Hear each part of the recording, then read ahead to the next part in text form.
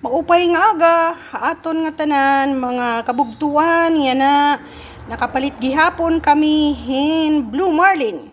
Tag 320 laan kilo. Ini ha aton mga merkado, tag 420 an kilo. Pero hasudoy, ha amon, didi ha amon istrito, ay 320 laan kilo. Ngan natawaran pa hin 300 la ngan may da pa kapin. Okay?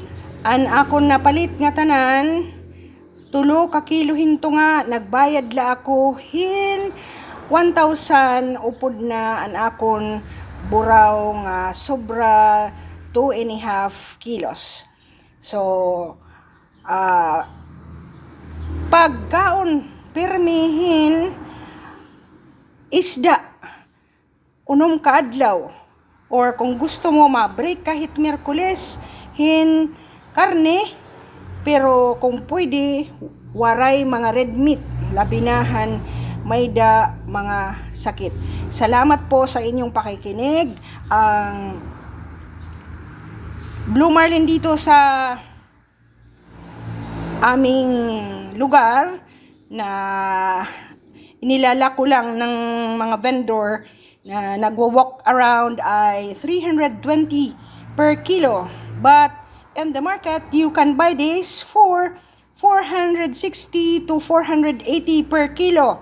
Kaya if you want to buy, dapat meron kang kakilalang vendor yung naglalako lang around, okay?